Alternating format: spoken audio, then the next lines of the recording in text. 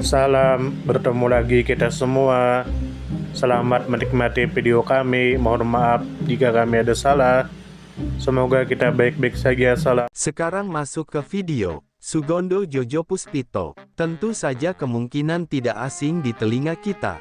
Terlebih bagi para orang-orang yang pernah mendengarnya. Disebutkan menurut informasi yang beredar bahwa Sugondo Jojo Puspito lahir dari keluarga priayi.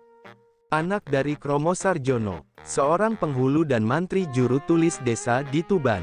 Setelah ibunya wafat, Sugondo dibesarkan oleh pamannya, Hadisewojo, yang kemudian membiayai pendidikan Sugondo hingga ke jenjang tinggi. Kemudian menurut informasi yang beredar bahwa pada tanggal 27 dan tanggal 28 Oktober tahun 1928, Sugondo Jojo Puspito memimpin jalannya Kongres Pemuda II, sebuah peristiwa monumental dalam sejarah Indonesia. Sebagai ketua sidang, Sugondo berhasil menyatukan berbagai organisasi pemuda dari berbagai etnis dan latar belakang daerah dalam semangat kebangsaan yang sama. Puncak dari kongres ini adalah pembacaan Ikrar Sumpah Pemuda, yang menyatakan tekad bersama untuk satu tanah air, satu bangsa, dan satu bahasa Indonesia. Peristiwa ini bukan hanya simbol persatuan, tetapi menjadi fondasi utama terbentuknya identitas nasional Indonesia di bawah semangat antikolonialisme. Kemudian menurut informasi yang beredar bahwa setelah Indonesia merdeka, Sugondo terjun ke kancah pemerintahan. Beliau pernah menjabat sebagai Menteri Sosial Republik Indonesia dalam Kabinet Ali Sastroamidjojo II pada tahun 1956 hingga 1957. Dalam jabatan ini, Sugondo dikenal sebagai menteri yang peduli terhadap rakyat kecil dan aktif memperkuat jaminan sosial pasca kemerdekaan. Kemudian menurut informasi yang beredar bahwa Sugondo Jojo Puspito juga mencurahkan hidupnya dalam dunia pendidikan tinggi. Beliau sempat menjabat sebagai Rektor Universitas Gadjah Mada pada tahun 1951, menggantikan Prof. Dr. Sarjito. Dalam kapasitas ini, Sugondo mendorong nilai-nilai nasionalisme dan kemandirian intelektual di lingkungan akademik, serta menjadikan kampus sebagai pusat perjuangan ilmiah dan sosial. Kemudian menurut informasi yang beredar bahwa Sugondo Jojo Puspito diakui sebagai perintis kemerdekaan Republik Indonesia dan dihormati sebagai pahlawan dalam bidang pergerakan kebangsaan. Meskipun tidak secara formal ditetapkan sebagai pahlawan nasional, peran Sugondo diabadikan melalui berbagai bentuk penghargaan dan memorial, seperti patung dada Sugondo Jojo Puspito di Museum Sumpah Pemuda, Jalan Kramat Raya nomor 106, Jakarta Pusat, lokasi asli kongres bersejarah tersebut. Kemudian menurut informasi yang beredar bahwa Sugondo Jojo Puspito adalah tokoh kunci dalam babak penting pembentukan identitas nasional Indonesia. Pemimpin sidang Kongres Pemuda II ini menyatukan semangat lintas suku, agama, dan organisasi menuju satu tujuan yaitu kemerdekaan Indonesia. Kemudian menurut informasi yang beredar bahwa kiprah Sugondo menggambarkan kebangkitan kaum muda dalam menyadari potensi perubahan sosial. Beliau adalah simbol kaum intelektual muda yang berani menantang dominasi kolonialisme dan membawa narasi nasionalisme ke ranah publik. Kemudian menurut informasi yang beredar bahwa Sugondo menjadi teladan dalam memperjuangkan pendidikan sebagai alat pembebasan. Kiprahnya sebagai pendidik, rektor, serta menteri sosial memperlihatkan komitmennya terhadap pembangunan manusia Indonesia. Kemudian menurut informasi yang beredar bahwa Sugondo Jojo Puspito dilahirkan pada tanggal 22 Februari tahun 1905 di Tuban, Jawa Timur. Ayahnya bernama Kromo Sarjono, seorang penghulu sekaligus mantri juru tulis desa. Sejak kecil, Sugondo Jojo Puspito menghadapi tantangan hidup, terutama setelah ibunya wafat, setelah ayahnya menikah kembali dan berpindah tugas ke Brebes, Jawa Tengah. Sugondo Jojo Puspito diasuh oleh pamannya, Hadisewojo. Sosok Hadisewojo berperan besar dalam pendidikan dan pembentukan karakter Sugondo Jojo Puspito. termasuk dengan menempatkan Sugondo Jojopuspito mondok di rumah Haji Umar Said Cokroaminoto di Surabaya dan Ki Hajar Dewantara di Yogyakarta. Kemudian menurut informasi yang beredar bahwa pendidikan formal Sugondo Jojopuspito dimulai di Hollands Inlandse School Tuban pada tahun 1911 hingga 1918. Setelah lulus, Sugondo Jojopuspito melanjutkan ke Mir Uitgebreid Lager Onderwijs Surabaya dari tahun 1919 hingga 1922. Lalu ke Algemene Middelbare School di Yogyakarta tahun 1922 hingga 1925. Pada masa pendidikan tersebut, Sugondo Jojopuspito tinggal dan belajar langsung dari para tokoh besar pergerakan nasional. Kemudian menurut informasi yang beredar bahwa pada tahun 1925, Sugondo Jojopuspito diterima di Rekatoge School T Batavia dengan bantuan beasiswa dan dukungan dari pamannya. Meskipun mengalami kesulitan ekonomi yang sangat berat, Sugondo Jojopuspito tetap semangat menjalani perkuliahan hingga mencapai tingkat kandidat 1. Aktivitas politik menyebabkan beasiswa dicabut dan wafatnya sang paman turut menghambat kelanjutan studi. Kemudian menurut informasi yang beredar bahwa Sugondo Jojopuspito aktif dalam pergerakan pemuda melalui Persatuan Pemuda Indonesia. Pada tahun 1928, Sugondo Jojopuspito terpilih menjadi Ketua Kongres Pemuda Indonesia II. Kongres yang digelar pada tanggal 27 hingga tanggal 28 Oktober tahun 1928 di Jakarta tersebut melahirkan ikrar bersejarah yang dikenal sebagai Sumpah Pemuda. Dengan rumusan trilogi, Satu Nusa, Satu Bangsa, Satu Bahasa, Indonesia, rumusan tersebut disodorkan oleh Muhammad Yamin dalam secari kertas kepada Sugondo Jojopuspito, yang kemudian disetujui secara kolektif. Kemudian menurut informasi yang beredar bahwa selain menetapkan Sumpah Pemuda, Kongres juga memperdengarkan untuk pertama kalinya lagu Indonesia Raya karya Wage Rudolf Supratman secara instrumental menggunakan biola. Karena situasi yang dijaga ketat oleh aparat kolonial Belanda, Sugondo Jojopuspito secara diplomatis memberi isyarat agar lagu dimainkan dengan cara yang tidak memicu reaksi keras dari penguasa kolonial. Setelah peristiwa bersejarah tersebut, Sugondo Jojopuspito melanjutkan perjuangannya melalui jalur pendidikan dan politik. Bersama Sunario Sastrowardoyo, Sugondo Jojopuspito mendirikan perguruan rakyat di Jakarta pada tahun 1928.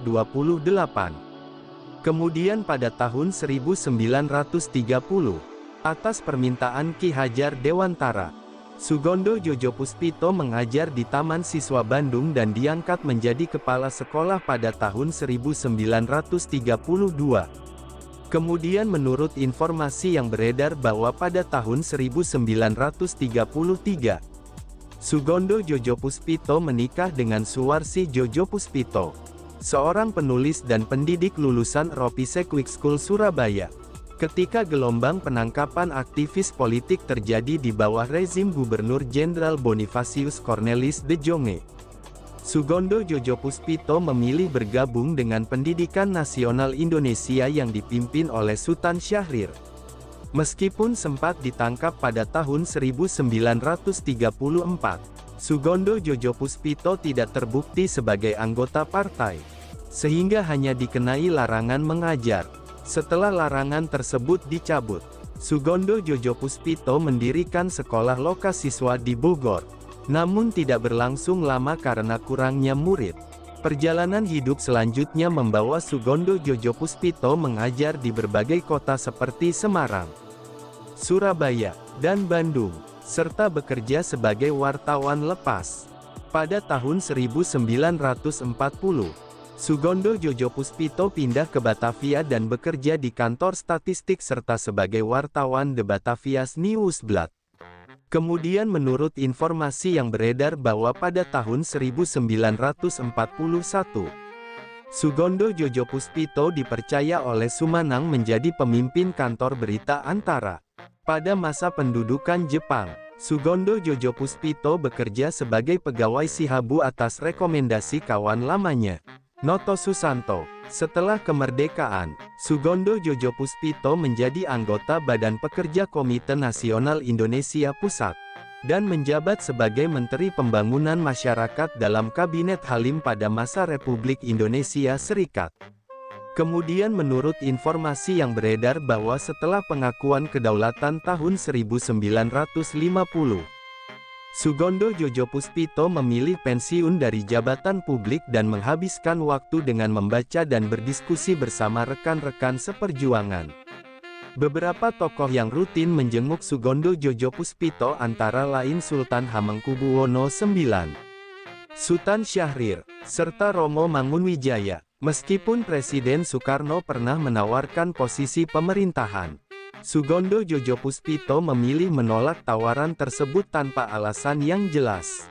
Kemudian menurut informasi yang beredar bahwa Sugondo Jojopuspito wafat pada tanggal 23 April tahun 1978 dan dimakamkan di pemakaman keluarga besar Taman Siswa Taman Wijaya Brata, Celeban, Umbul Harjo, Yogyakarta, atas jasanya dalam memimpin Sumpah Pemuda.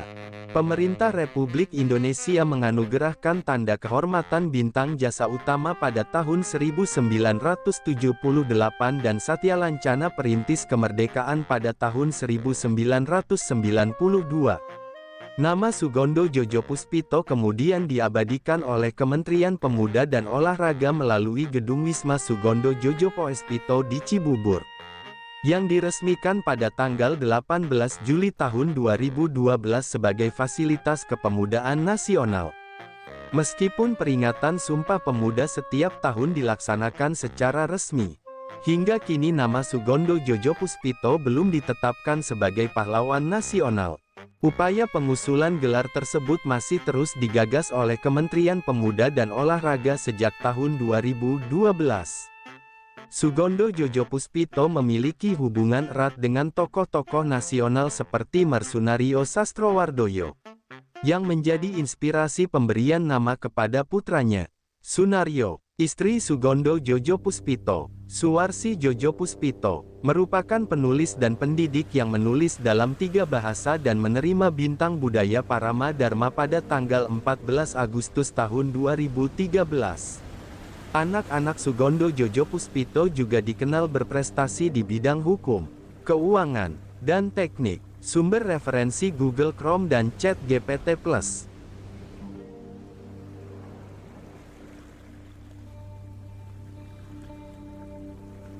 Di balik kemajuan suatu bangsa, tentu kita tahu akan ada selalu sosok-sosok yang memberikan pengaruh besar, meski sering tak terlihat. Mereka bukan hanya terkenal karena jabatan, tetapi karena dedikasi dan ketulusan dalam bertindak. Tokoh atau figur seperti itu tentu kita tahu lahir dari berbagai latar belakang. Ada yang berasal dari desa kecil, dan ada pula yang tumbuh di tengah kota yang ramai. Tentu kita tahu bahwa tokoh bukan hanya soal ketenaran. Tokoh adalah tentang peran. Mereka bisa menjadi seorang guru yang sabar mendidik di pelosok negeri, atau seorang warga biasa yang peduli terhadap lingkungan dan konsisten menjaga kebersihan kampungnya. Semoga apa yang kami sampaikan bisa bermanfaat, menambah wawasan, dan jadi motivasi positif untuk kita semua, dan tentunya semoga kita semua selalu diberikan kesehatan, selalu dilancarkan rezeki, selalu dimudahkan segala urusannya. Dan jika Anda mempunyai pertanyaan atau komentar atau saran, langsung saja tulis di kolom komentar. Kami sangat terbuka buat masukan yang membangun supaya kedepannya bisa lebih baik lagi. Jangan lupa like, share, subscribe biar Anda tidak ketinggalan konten-konten seru dan bermanfaat. Tetap semangat, jaga kesehatan, dan terus jadi versi terbaik dari diri Anda. Sampai berjumpa di video selanjutnya. Salam hangat dari kami semua dan selamat beraktivitas. Jika ada salah kata atau penyampaian yang kurang pas, itu murni kami pribadi yang salah. Terima kasih banyak, mohon maaf yang sebesar-besarnya. Semoga kita dan orang tua kita masuk surga, amin. Salam damai.